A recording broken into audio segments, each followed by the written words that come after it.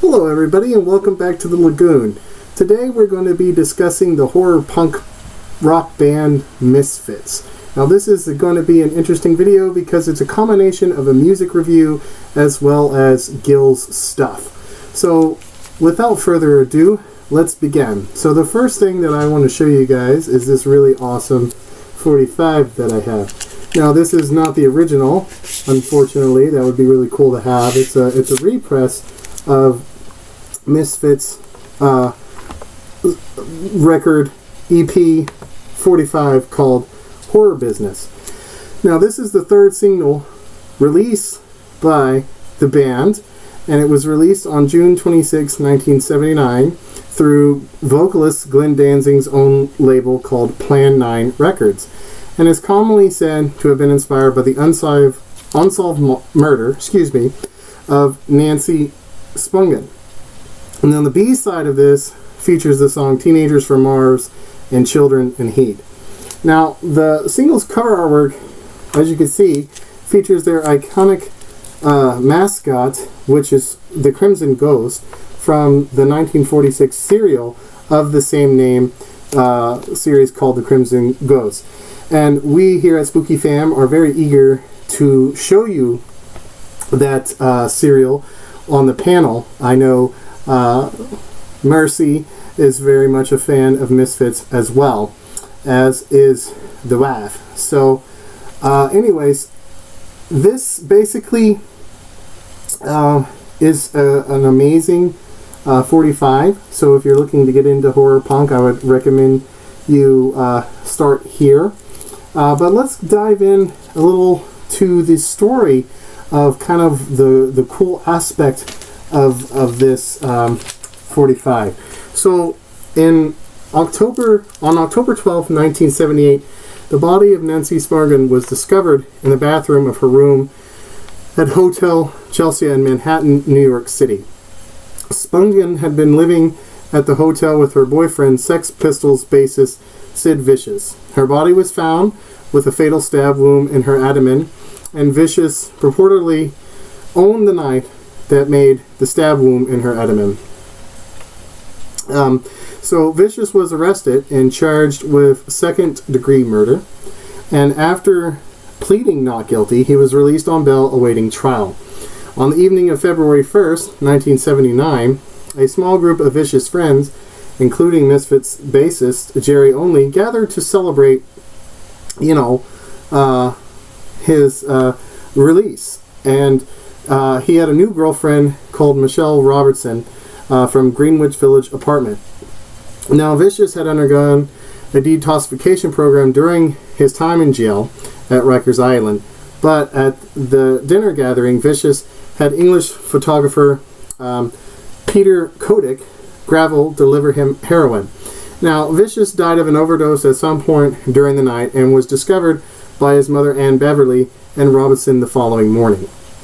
Now, prior to Vicious' deaths, the Misfits were rumored to potentially back Vicious on his proposed debut solo album. Now, after learning of his death, Only helped Beverly collect Vicious' possessions and invited her to attend a Misfits recording session.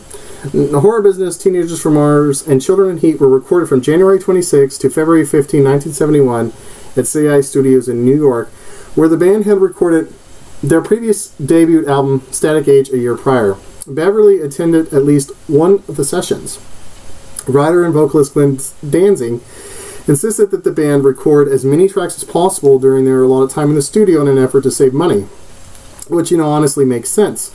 But anyways, so to go back to the songs on this, so the side 1 has the song Horror Business, side 2 has Teenagers from Mars and Children of Heat.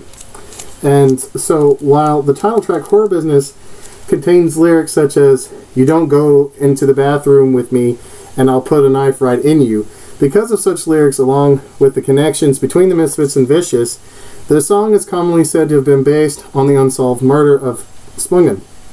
However, the song's lyrics have also been noted as possible references to the 1960 film Psycho, which features a scene involving a character being stabbed to death in the bathroom.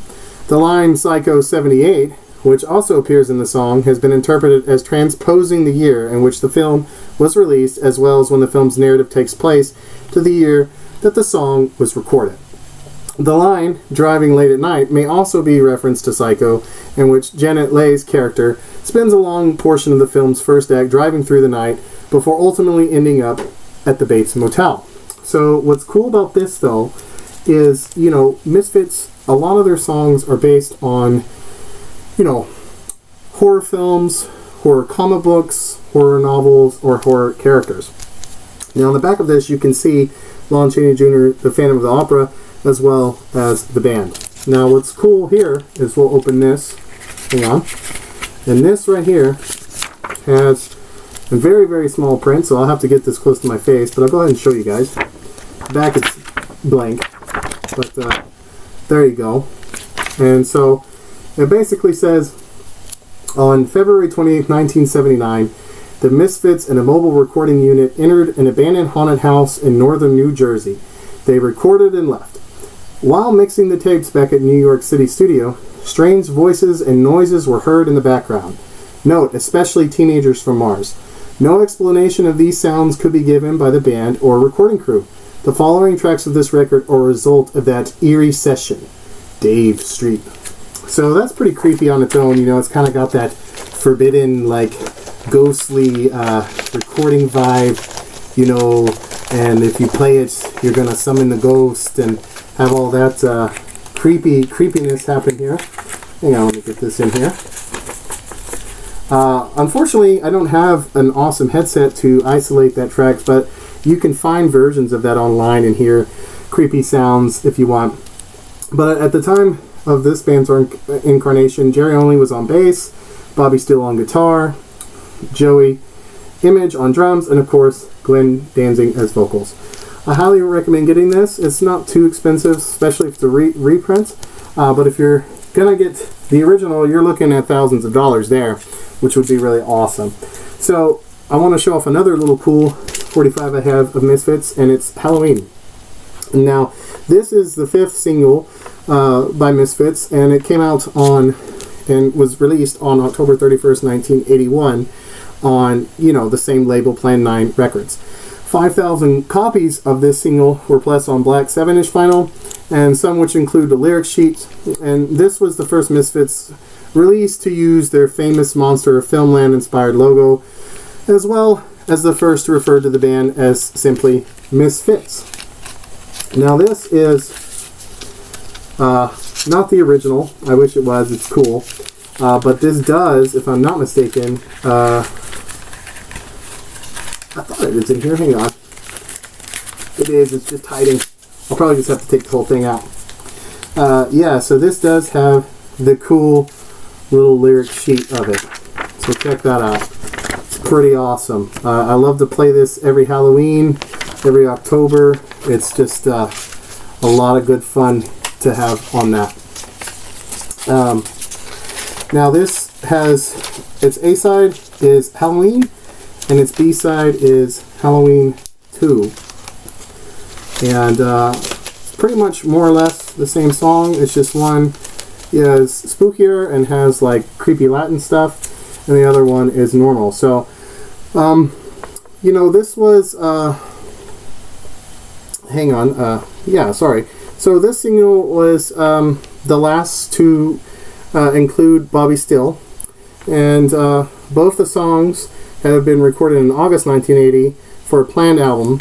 But during this session, bassist Jerry Only was basically trying to be getting his brother Doyle von Frankenstein to join the band, and of course Doyle did and recorded his own tracks and overdubbed separately in addition to Steele's. So the tracks were mixed in September, but in October Steele was ejected from the band in favor of Doyle, and the planned album was scrapped. So 3 of the songs released as the 3 Hits from Hell EP, while Halloween and Halloween 2 were released as a single. And in 2001, Caroline Records attempted to release the complete sessions of 12 Hits from Hell, but production was called off after Danzig and Only expressed concerns with the album's layout, packing, liner notes, mixing, and mastering, and all that stuff. So the lyrics of Halloween 2 are a non-standard Latin translating basically into saying ancient formulas of exorcisms and excommunications that witches and those made wolves believe. I maim now the demon clothed in wolf's skin, having to hide in the hollow of a tree. I say werewolves can change shapes. So, as you can see, it's really spooky. It's really fun to play these back to back here. Now, to show you guys one more little EP I have here before we get to the actual album. And those that watched our Die Die My Darling Hammer Horror live stream on the panel will probably recognize this because I had to show it off. But this is one of my favorite Misfits EP of all time. And the first pressing run of this consisted of 5,000 black and 500 purple 12-inch vinyl copies with the C&P Hellbent music on center labels. Now, the second pressing run consisted of 500 white 12-inch copies, and the vinyl has since been reprinted through Caroline Records, which is the version I have here. Now, those who love comic books, and specifically horror comic books, will realize that this is the cover derived from issue 19 of Chamber of Chills that came out in September 1953. And Die Die My Darling is the first album, the first song on the album, and the next songs on the album are We Bite and Mommy Can I Go Out and Kill Tonight. Now, what's interesting about that is that, if I'm not mistaken, this is a live version of the song. So, let me see, get my notes here, it's kind of hard to see. Yeah, so this is the live version, I am correct, on Mommy Can I Go Out and Kill Tonight. And it didn't appear on Walk Among Us, it did appear on Walk Among Us, which was released in March 1982, and We Bite and the studio version of Mommy Can I Go Out and Kill Tonight were recorded in a different session in October 1982. Die Die My Darling was remixed and added along with We Bite to the international version of the 1983 album Earth AD Wolf's Blood. The single Die Die My Darling was released 9 months after Misfits' October 1983 breakup, and Die Die My Darling was recorded in August 1981 during sessions for Walk Among Us, but unfortunately didn't appear on that album, which is kind of interesting. So, Walk Among Us. Well, I have a really cool version of that. I have the white vinyl 2000 Portugal import of their first album. So let's go ahead and open this up. It's pretty sweet. But this is more or less the Misfits' first full album. You also have Static Age, which I mentioned, but for all intents and purposes, this is more or less, their first album. Check it out. So beautiful. Yeah. So you get and it says it's 45, but it actually is 33. So I had quite confusion when I first put it on, and Dancing sounded like a chipmunk. Totally ruined the whole vibes of the album at first, of course. And what is cool about this is, yes, it does come with the awesome old school art slip that the original album has with all of its lyrics. It's a really awesome album. Can't recommend it enough. The songs on it, of course, on side 1 are 20 Eyes, then I Turned Into a Martian, All Hell Broke Loose, Vampira, Nike a Go-Go, Hate Breeders, and the live version of Mommy Can I Go Out and Kill Tonight. Then side 2 has Night of the Living Dead, Skulls, Violent World, Devil's Whorehouse, Astro Zombies, and we finish off the album with Brain Eaters. Now what's cool is they have a biblical quote from the book of Revelation, verse 13:18, and it says, Here is wisdom, let him that hath understanding count the number of the beast, for it is the number of a man, and his number is 666. Very Iron Maiden, of course. I know a lot of people will probably just think that on hearing that, but that's Maiden giving us a very iconic song in metal. But I would highly recommend this album. It's one of, you know, I mean, I know a lot of people like Earth AD, and that's a really good album, but for me, this is like my favorite Misfits album. I think it's awesome. You can't go wrong. You got the sick cover arts, you know, which I think really encapsulates the band perfectly. Now this is the creature from the Angry Red Planet, I believe. That's what the film's called, and it's like an old sci-fi American film. And yeah, it's cool because once they go to Mars, it's like the whole film becomes red, black and white, and has that kind of iconic monster that comes, and it's like a spider and everything like this. But you know, Misfits, for me, reason why I love them so much is it's like they encapsulate everything that's like horror, Halloween, sci-fi, you know, those kind of nerdy kids that would read comics and listen to metal and punk and Elvis and all that kind of stuff. You know, I know Elvis Presley greatly influenced Glenn Danzig and all that stuff, and I was very blessed to get to see the original Misfits when they got back together and came to Dallas to play a Halloween show. So I got to spend Halloween with Alice Cooper and Glenn Danzig, and to top it all off, the old school punk rock band Fear opened up the whole thing, and it was one of the coolest shows I've ever been to in my life. And I actually caught a pic that Jerry himself threw at me, and it glows in the dark, has the date on it, really cool. So Misfits is kind of the unofficial official music of the Lagoon, as well as the Cramps, of course. But we'll talk about the Cramps another time, because I have plenty of their 45s and their albums, and they deserve their own videos. But I just wanted to give a little shout out to the Cramps too. But back to Misfits. So yeah, you know, there's multiple incarnations of the band, and I really like every version of the band. But I mean, let's be honest, Glenn Danzig, you know, is the frontman of Misfits, and you just can't go wrong with it. I mean, it's just great fun. Gets you exciting, you know, they have controversial lyrics. They really, you know, set the bar high and created their own genre of music, you know. So it's really awesome. And I just can't encourage you guys enough to check them out. Now, for the final thing that I would like to kind of show off before we call this video quits here. Let me see if I can find it. I think it's over here. Oh, come on. Sorry, chat, give me a sec.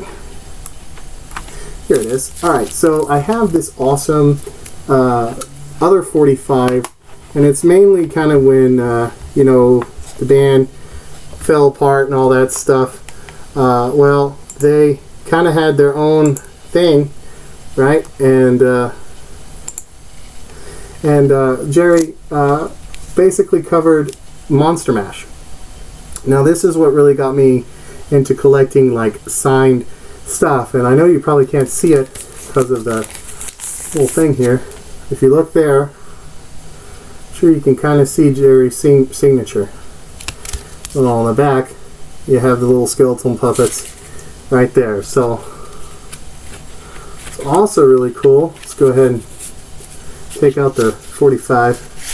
It's got that green, you know, Exorcist Frankenstein goo that's accustomed to old creepy stuff. Now what's also cool is the person I bought this bought this from, excuse me, I think it's hidden in here somewhere.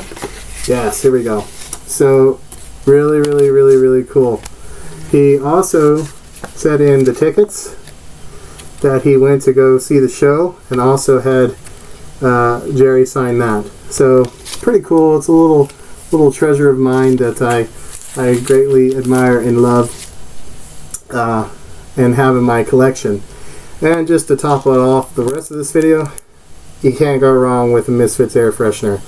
This bad boy is going to be going in the Gill-Mobile this October when I'm driving around, you know, trick-or-treating, because, you know, this is the one time I can come out and be with all my fellow ghouls and goblins and gals and all that stuff. But yeah, gotta rock the hybrid moment Misfits shirt for this video as well. And yeah, I don't know what more else to say about this. I just wanted to make a quick little video hanging out with you guys and nerding out, because I won't be on the panel this Saturday, and I know we're taking a little break for 4th of July weekend. So I hope that you enjoyed this video and rock out to some Misfits and enjoyed this kind of little quick but speedily little nerd video. And I look forward to creating more Gill stuff videos and more music review stuff.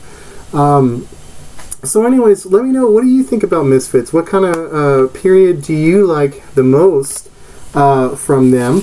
Do you prefer the original or the more newer versions, or what have you? You know, so just let me know. One thing before I go though, I want to show you this. Yeah, anyways, sorry, I wanted to show you guys this. So this is another really cool little Misfits thing I have. It's a VHS, gotta love the side and all that stuff. So basically it's like old school footage of them playing live and all that great jazz. Great little clamshell case here, the VHS. Highly recommend getting this if you can find yourself a copy. I believe some of this footage is on YouTube, although I know some of it's kind of hard to find for it being so old.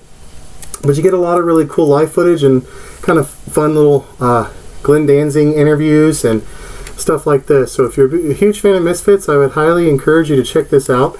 You'll have a good time, and it's just like you get to go back and experience kind of, you know, some fun history with the band and all of that. So there's not much more I have to say, and outside of that, you know, just stay spooky, stay salty, and all that good stuff, and make sure, you know, you always rock out, you know, have a good time, enjoy the Misfits.